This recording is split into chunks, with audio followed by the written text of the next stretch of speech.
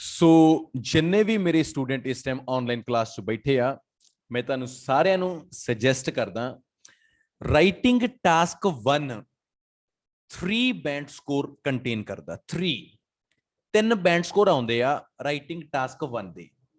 ते मैं सारे अपने जिन्ने मेरे स्टूडेंट ने मैं सारिਆਂ ਨੂੰ हथ जोड़ के माफी मंगदा जे मेरे तो पढ़ाउंदे होए कोई गलती हो जाए। आई रियली अपोलोजाइज, है ना। बहुत डर लगता है हुण तां हमेशा मैं ये चाहना कि मैं जो पढ़ावा अपना दिलों पढ़ावा ते मेरे पढ़ाई हुई दी तां इन्नी क वैल्यू होवे कि साडा ट्रेनर साडे लई बहुत जी जान लाउंदा है। राइटिंग टास्क 1 दी जिहड़ी वैल्यू है वो 3 बैंड स्कोर है। राइटिंग टास्क 1 दी जिहड़ी वैल्यू है वो 3 बैंड स्कोर है। ते मेरे स्टूडेंट नूं ये पता होना चाहिए है कि मैं 3 बैंड दे विचों 3 किवें लैके आ सकदा। जे तुसी मेरी गल मनदे हो तां मैं तुहानूं सलाह दे देना बहुत वधिया। इंट्रोडक्शन दा हाफ बैंड हुंदा है, ओवरऑल दा हाफ बैंड हुंदा है। बॉडी पैराग्राफ 1 ते बॉडी पैराग्राफ 2 दा 1 बैंड हुंदा है, ओवरऑल 3 बैंड हो गए। ਆਪਾਂ ਇਹਨਾਂ ਨੂੰ ਕੀ ਕਰਨਾ ਹੈ, ਕਿਵੇਂ ਕਿਵੇਂ ਗੈਟ ਕਰਨਾ ਹੈ, ਤੇ ਮੈਂ ਤੁਹਾਨੂੰ ਬਹੁਤ ਵਧੀਆ ਤਰੀਕੇ ਨਾਲ ਪਾਈ ਚਾਰਟ ਪੜਾਉਂਗਾ ਤੇ ਮੈਂ ਉਮੀਦ ਕਰੂੰਗਾ ਕਿ ਤੁਸੀਂ ਬਹੁਤ ਅੱਛੇ ਤਰੀਕੇ ਨਾਲ ਸਿੱਖੋਗੇ। ਸਭ ਤੋਂ ਵਧੀਆ ਇੱਕ ਗੱਲ ਯਾਦ ਰੱਖਿਓ, ਕਿਸੇ ਇੱਕ ਵੀ ਸਟੂਡੈਂਟ ਨੇ, ਇੱਕ ਵੀ ਬੱਚੇ ਨੇ ਕਿਸੇ ਵੀ ਇਨਫੋਰਮੇਸ਼ਨ ਨੂੰ ਸਕਿਪ ਨਹੀਂ ਕਰਨਾ। ਇਹ ਰੂਲ ਨੰਬਰ 1 ਹੈ, ਇਨਫੋਰਮੇਸ਼ਨ ਨੂੰ ਸਕਿਪ ਨਹੀਂ ਕਰਨਾ। रूल नंबर 2 150 वर्ड होंदे ने, तुसी मौके ते काउंट नहीं कर सकते, पर 160 165 तक चल पणगे, इस तो वध नहीं। ते याद रखियो उस टाइम तां इन्ना ज्यादा प्रेशर हुंदा है, ओवर लिमिट दा हुंदा ही नहीं हैगा, छड्ड दो। तुहानूं ये पता होना चाहिए मेरे बच्चों कि सानू किस तरीके नाल सेंटेंसिस नूं वेरिएशन करनी होंदी है, किन्ने तरीके नाल असीं सेंटेंसिस नूं लिख सकदे हां। ते बैंड स्कोर दा तां मैं गाह पवा दूंगा, तुसी बिलीव करो। आओ स्टेटमेंट नूं देखिए ते पाए चार्ट दी अज तो बाद जे कदे प्रॉब्लम आ गई तुसी मैनूं ब्लेम करियो भी सर तुसी वधिया नहीं पढ़ाया, पर मैं अपनी कोशिश करूंगा कि मेरे बच्चियां नूं मैं बहुत चंगे तरीके नाल सिखावां। तां शुरू करदे हां क्लास नूं।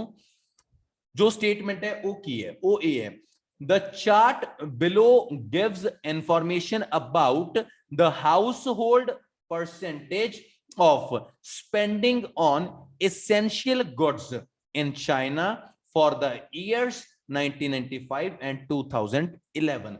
1995 ਤੇ 2011 ਦਾ ਕੋਈ ਆਪਾਂ ਨੂੰ ਪਾਈ ਚਾਰਟ ਨੇ ਆਪਾਂ ਨੂੰ ਪ੍ਰੋਪਰਲੀ ਮੈਂਸ਼ਨ ਕਰਦੇ ਆ। ਆਪਾਂ ਲੁੱਕ ਆਪਣੇ ਕੋਲੇ ਕੀ ਚੀਜ਼ ਹੈ, ਸਭ ਤੋਂ ਵਧੀਆ ਤਰੀਕੇ ਨਾਲ ਆਪਾਂ ਇਹਨੂੰ ਇਸ ਤਰੀਕੇ ਨਾਲ ਦੇਖ ਸਕਦੇ ਹਾਂ। percentage of household budget necessities in China, okay, ਇਹ 1995 ਦਾ, ਇਹ 2011 ਦਾ। मतलब अपने ਕੋਲੇ ਦੋ ਪਾਈ ਚਾਰਟ ਨੇ, ਅਲੱਗ-ਅਲੱਗ ਵੇਰੀਏਸ਼ਨ ਹੈ। ਜਿਵੇਂ ਫੂਡ ਹੈ ਜਿਹੜਾ ਇਹ ਗ੍ਰੇ ਜਾਂ ਕਲਰ ਹੈ, ਮੈਨੂੰ ਲੱਗਦਾ ਇਹ ਹੋਣਾ ਫੂਡ, ਹੈ ਨਾ, ਇਹ 68% ਤੇ ਹੈ। 2011 ਚ ਇਹ ਥੋੜਾ ਜਿਹਾ ਘਟ ਗਿਆ, मतलब ਲਗਭਗ ਇਹ ਰਹਿ ਗਿਆ 59 ਤੇ, ਇਹ ਡਿਕਰੀਜ਼ ਹੋ ਗਿਆ, ਡਿਕਰੀਜ਼ ਹੈ ਇਹ। ਜਿਹੜੇ ਕਲੋਥਿੰਗ ਨੇ ਨਾ ਉਹ 19% ਤੇ ਸੀਗਾ, ਤੇ ਇਧਰ ਕਲੋਥਿੰਗ ਹੈ ਜਿਹੜਾ ਉਹ 18% ਤੇ ਹੈ। ਆਪਸ ਚ 1% ਦਾ ਫਰਕ ਹੈ ਇਹਨਾਂ ਦਾ, ਆਪਸ ਚ 1% ਦਾ। ਜਿਹੜੀ ਮੈਡੀਸਿਨ ਹੈ ਉਹ ਪਹਿਲਾਂ 4% ਤੇ ਸੀ, ਫਿਰ 11 ਤੇ ਹੋ ਗਈ। ਮੈਡੀਸਿਨ ਦਾ ਖਰਚਾ ਵੱਧ ਗਿਆ ਮੈਨੂੰ ਲੱਗਦਾ ਹੈ। ਜਿਹੜੇ ਹਾਊਸ ਹੋਲਡ ਗੁੱਡਸ ਨੇ ਗੀਆਂ, ਜਿਹੜੇ ਘਰ ਦੇ ਸਮਾਨ ਨੇ, ਚੀਜ਼ਾਂ ਨੇ, ਪਹਿਲਾਂ 9% ਸੀ, ਫਿਰ 12% ਹੋ ਗਿਆ। ਆਪਣੇ ਕੋਲ 4 ਨੇ ਨਾ, ਮੈਨੂੰ ਇਹ ਲੱਗਦਾ ਕਿ ਆਪਾਂ 2 ਨੂੰ ਇੱਕ ਪੈਰਾਗ੍ਰਾਫ ਚ ਕਰ ਦਾਂਗੇ, 2 ਨੂੰ ਇੱਕ ਪੈਰਾਗ੍ਰਾਫ ਚ ਕਰ ਦਾਂਗੇ। ਜੇ 6 ਹੁੰਦੇ 3 ਨੂੰ ਇੱਕ ਚ ਕਰ ਦਾਂਗੇ, 3 ਨੂੰ ਇੱਕ ਚ ਕਰ ਦਾਂਗੇ। ਜੇ 7 ਹੁੰਦੇ ਫਿਰ ਕੋਈ ਡਰਨ ਦੀ ਲੋੜ ਨਹੀਂ ਹੈਗੀ ਵੀ ਸਰ 7 ਨੂੰ ਕਿਵੇਂ ਡਿਵਾਈਡ ਕਰਾਂਗੇ, ਫਿਰ ਆਪਾਂ 4 ਨੂੰ ਇੱਕ ਚ ਕਰ ਦਾਂਗੇ ਤੇ ਆਪਾਂ 3 ਨੂੰ ਇੱਕ ਚ ਕਰ ਦਾਂਗੇ। That's it. ਆਓ ਸ਼ੁਰੂ ਕਰੀਏ ਤੇ ਆਪਾਂ ਆਪਣੇ ਕਨਸੈਪਟ ਨੂੰ ਕਲੀਅਰ ਕਰਦੇ ਹਾਂ। ਇੰਟਰੋਡਕਸ਼ਨ ਨੂੰ ਬਣਾਉਣ ਦਾ ਸਭ ਤੋਂ ਅੱਛਾ ਤਰੀਕਾ ਕੀ ਹੁੰਦਾ ਹੈਗਾ, ਲੁੱਕ इंट्रोडक्शन जे सिनोनिम आउंदे ने तां आपां लिख सकदे हां, जे नहीं आउंदे तां आपां छड्ड सकदे हां। मैं किवें लिखिया, द पाई चार्ट्स, ऊपर आपां नूं द पाई चार्ट सी, द पाई चार्ट्स मैंने दोनों दा दोना लिखता। पाई चार्ट्स ऊपर बिलो वर्ड सी, बिलो नहीं लिखना। Show the synonym depict, show the synonym depict. The information about आपां ये लिख दिंदे हां, डिपिक्ट द इंफॉर्मेशन अबाउट की है कि मैं इस इनफॉर्मेशन ਨੂੰ ਹੁਣ ਪ੍ਰੋਵਾਈਡ ਕਰਨ ਲੱਗਿਆ।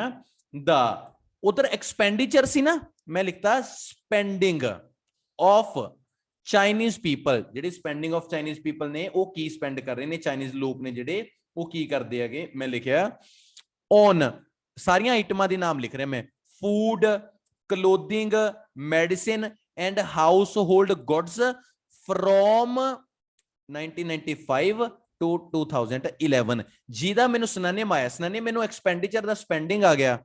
ਉਹਨਾਂ ਨੇ ਵੇਰੀਅਸ ਚੀਜ਼ਾਂ ਦੇ ਦੱਸਿਆ ਸੀ, ਮੈਂ ਦੱਸਦਾ ਸਾਰੀਆਂ ਚੀਜ਼ਾਂ ਦੇ ਨਾਮ ਲਿਖਦੇ ਵੀ ਆਹ ਵਾਲੀਆਂ ਚੀਜ਼ਾਂ ਦੇ ਉੱਪਰ ਆਪਣੇ ਕੋਲੇ ਜਿਹੜੀ ਸਟੇਟਮੈਂਟ ਸੀ ਉਹ ਚ ਕੀ ਸੀਗਾ ਡੀਅਰ, ਉਰੇ ਈਅਰਸ 1995 ਤੇ 2011 ਸੀਗਾ। ਮੈਂ ਜਸਟ ਨਾਰਮਲੀ ਕੀ ਕੀਤਾ, ਉਹਨਾਂ ਨੂੰ ਪ੍ਰੋਪਰ ਤਰੀਕੇ ਨਾਲ ਮੈਂਸ਼ਨ ਕਰਕੇ ਦੱਸਦਾ ਵੀ ਆਹ ਦੋ ਚੀਜ਼ਾਂ ਤੇ ਮੈਂ ਟਾਕ ਕਰਨ ਲੱਗਿਆ। ਹੁਣ ਆਪਣੀ ਇੰਟਰੋਡਕਸ਼ਨ ਚ ਤਾਂ ਜਿਹਦਾ ਜਿਹਦਾ ਸਿਨੋਨਿਮ ਆ ਗਿਆ ਆਪਾਂ ਲਿਖਤਾ, ਜਿਹਦਾ ਨਹੀਂ ਆਇਆ ਆਪਾਂ ਰਹਿਣਤਾ। ਵਾਰੀ ਆ ਗਈ ਬੋਡੀ 1 ਤੇ ਬੋਡੀ 2 ਚ। ਦੇਖੋ ਜਦੋਂ ਸ਼ੁਰੂ ਕਰਨਾ ਹੈ ਤਾਂ ਸਭ ਤੋਂ ਪਹਿਲਾਂ ਕੀ ਕਰਨਾ ਹੈ, ਇੱਕ ਲਾਈਨ ਸਭ ਤੋਂ ਇੰਪੋਰਟੈਂਟ ਹੈ, after analysing it can be seen clearly that. ਬਹੁਤ ਐਨਾਲਾਈਜ਼ ਕਰਨ ਤੋਂ ਬਾਅਦ ਇਹ ਚੀਜ਼ ਮੈਂ ਕਲੀਅਰਲੀ ਸੀਨ ਕਰ ਲਈ। 9% money was spent by the people of China on household goods in 1995। 1995 ਦੇ ਵਿੱਚ 9% ਲੋਕਾਂ ਨੇ ਜਿਹੜੀ ਮਨੀ ਹੈ ਉਹ ਸਪੈਂਡ ਕੀਤੀ, ਕਾਦੇ ਤੇ ਕੀਤੀ, ਹਾਊਸ ਹੋਲਡ ਗੁੱਡਸ ਦੇ ਉੱਤੇ ਕੀਤੀ। ਵਾਈਲਸਟ ਆ ਵਰਡ ਹੈ ਨਾ, ਵਾਈਲਸਟ ਇਹ ਕੰਟਰਾਡਿਕਟ ਕਰ ਰਿਹਾ ਹੈ। ਹੁਣ ਆਪਾਂ ਦੂਜੇ ਪਾਸੇ ਆਪਾਂ ਗੱਲ ਕਰਾਂਗੇ ਵਾਈਲਸਟ। expenditure of Chinese people was escalated ਹੁੰਦਾ ਹੈ ਵਧਣਾ, by 3% on the same item in 2011। ਇਹਦੀ ਬਹੁਤ ਤਰੀਕੇ ਨਾਲ ਇਹ ਹੈ ਕਿ 1995 ਦੇ ਵਿੱਚ 9% ਮਨੀ ਹੈ ਜਿਹੜੀ ਉਹ ਖਰਚ ਕਰੀ ਗਈ ਹਾਊਸ ਹੋਲਡ ਆਈਟਮ ਤੇ। ਇਹਦੇ ਉਲਟ ਵਾਇਲਸ ਕੀ ਕੀਤਾ ਗਿਆ, ਜਿਹੜੇ ਖਰਚੇ ਨੇ ਚਾਈਨੀਜ਼ ਲੋਕਾਂ ਨੇ ਉਹ ਵਧਾ ਲਏ 3% ਸੇਮ ਆਈਟਮ ਤੇ 2011 ਦੇ ਵਿੱਚ। ਤੁਸੀਂ ਦੇਖੋ ਪਹਿਲਾਂ ਆਪਣੇ ਕੋਲੇ ਡੀਅਰ 1995 ਦੇ ਵਿੱਚ 9% ਤੇ ਸੀਗਾ, ਇਹ 12 ਤੇ ਆ ਗਿਆ ਨਾ, ਮੈਂ 12 ਨੰਬਰ ਨਹੀਂ ਲਿਖਿਆ, ਮੈਂ ਪਲੱਸ 3% ਮੈਂ ਕਿਹਾ ਵਧਾਤੇ, ਟੋਟਲ 12 ਹੀ ਬਣ ਗਿਆ। ਆਪਣਾ ਇੱਕ ਕਲੀਅਰ ਹੋ ਗਿਆ। ਹੁਣ ਆਪਾਂ ਦੂਜੇ ਨੂੰ ਹਿੱਟ ਕਰਦੇ ਹਾਂ। ਦੂਜੇ ਨੂੰ ਕੀ ਕਰਦੇ ਹਾਂ, ਮੈਂ ਲਿਖਿਆ ਇਨ ਕੰਟਰਾਸਟ। ਇਹਨੂੰ ਆਪਾਂ ਦੂਜੇ ਨੂੰ ਜੋ ਲਿਖਣਾ ਉਦੋਂ ਆਪਾਂ ਇਹ ਲਿਖ ਸਕਦੇ ਹਾਂ, ਇਨ ਕੰਟਰਾਸਟ ਐਕਸਪੈਂਡੀਚਰ ਜਿਹੜੇ ਖਰਚੇ ਨੇ of the Chinese people on food, ਹੁਣ ਆਪਾਂ ਫੂਡ ਦੇ ਕਰ ਰਹੇ ਹਾਂਗੇ, was near about 1 in 7 in former year. ਮਤਲਬ ਫੂਡ ਦੇ ਉੱਤੇ ਜਿਹੜੇ ਲੋਕਾਂ ਨੇ ਚਾਈਨੀਜ਼ ਨੇ ਖਰਚਾ ਕੀਤਾ ਉਹ ਲਗਭਗ 1 in 7 ਸੀਗਾ। ਮਤਲਬ 1 in 7 ਕੀ, ਲਗਭਗ 70% ਦੇ ਨੇੜੇ। 1 in 7 ਆਪਾਂ ਕਹਿ ਸਕਦੇ ਹਾਂ, 1 in 7 ਦਾ ਮਤਲਬ ਹੈ 1 ਗੁਣਾ 7, ਲਗਭਗ 70 ਦੇ ਨੇੜੇ ਸੀਗਾ। ਇਹ ਤਾਂ 68 ਸੀ ਨਾ, ਤਾਂ ਆਪਾਂ ਨੇ 1 in 7 ਕਹਿਤਾ। ਇਹ ਤਰੀਕਾ ਆਪਣੇ ਸੈਂਟੈਂਸ ਨੂੰ ਚੇਂਜ ਕਰਨ ਦਾ, ਠੀਕ ਹੈ। ਹੁਣ ਆਪਾਂ ਦੂਜੇ ਪਾਸੇ ਕਹਿੰਦੇ 59 ਹੈ ਨਾ, ਹੁਣ ਆਪਾਂ ਕੀ ਲਿਖਿਆ ਦੂਜੇ ਪਾਸੇ, however ਇਹਦਾ ਕੰਟਰਾਡਿਕਟ ਕੀਤਾ, spending of people of China was declined by 9% on food in later year। ਮਤਲਬ later year ਕੀ ਹੋ ਗਿਆ, ਜਿਹੜੇ ਦੂਜੇ ਈਅਰ ਦੇ ਵਿੱਚ, ਦੂਜੇ ਸਾਲ ਦੇ ਵਿੱਚ ਜਿਹੜੀ ਐਕਸਪੈਂਡੀਚਰ ਸੀ ਨਾ ਉਹ 9% ਘਟ ਗਈ। ਤੁਸੀਂ ਗੌਰ ਕਰਕੇ ਦੇਖ ਸਕਦੇ ਹੋ। ਦੇਖੋ ਮੇਰੇ ਬੱਚੇ, ਪਹਿਲਾਂ ਆਪਾਂ ਨੇ 1 in 7 ਲਿਖਤਾ ਵੀ 68% ਸੀਗਾ, ਮਾਈਨਸ ਜਦੋਂ ਆਪਾਂ ਕਹੇ 9% ਇਹ ਘਟ ਗਿਆ ਤਾਂ ਡੈਫੀਨਿਟਲੀ 59% ਰਹਿ ਗਿਆ। That's it. ਹੁਣ ਆਪਾਂ ਨੇ ਕੀ ਕੀਤਾ, ਫੂਡ ਹੋ ਗਿਆ, ਹਾਊਸ ਹੋਲਡ ਗੁੱਡਸ ਹੋ ਗਏ ਇੱਕ ਪੈਰੇ ਚ। ਹੁਣ ਕਲੋਥਿੰਗ ਤੇ ਮੈਡੀਸਨ ਰਹਿ ਗਿਆ, ਇਹ ਅਗਲੇ ਪੈਰਾਗ੍ਰਾਫ ਚ ਆਪਾਂ ਲਿਖ ਦਾਂਗੇ। ਤਾਂ ਆਪਾਂ ਲਿਖਾਂਗੇ, ਲੁੱਕ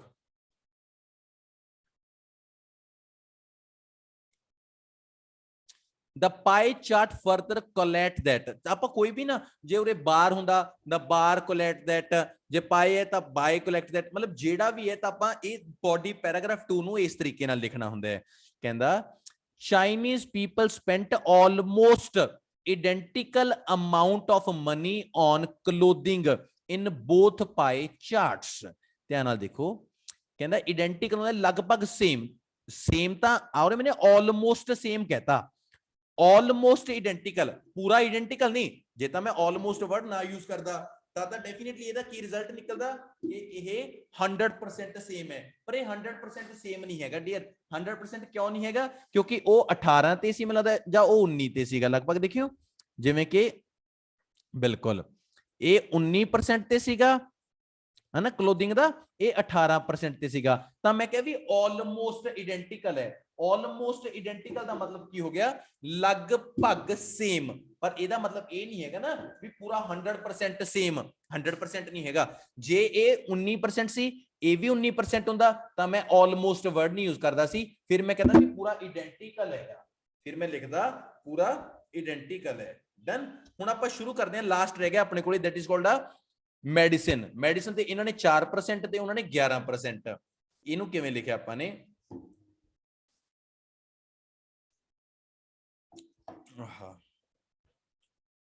ਲਓ ਜੀ, ਆਪਾਂ ਲਿਖਿਆ dear, whereas there was a difference of 7%, 7% ਦਾ ਫਰਕ ਸੀਗਾ in the expenditure of the individuals of China on medicine in 1995 and 2011।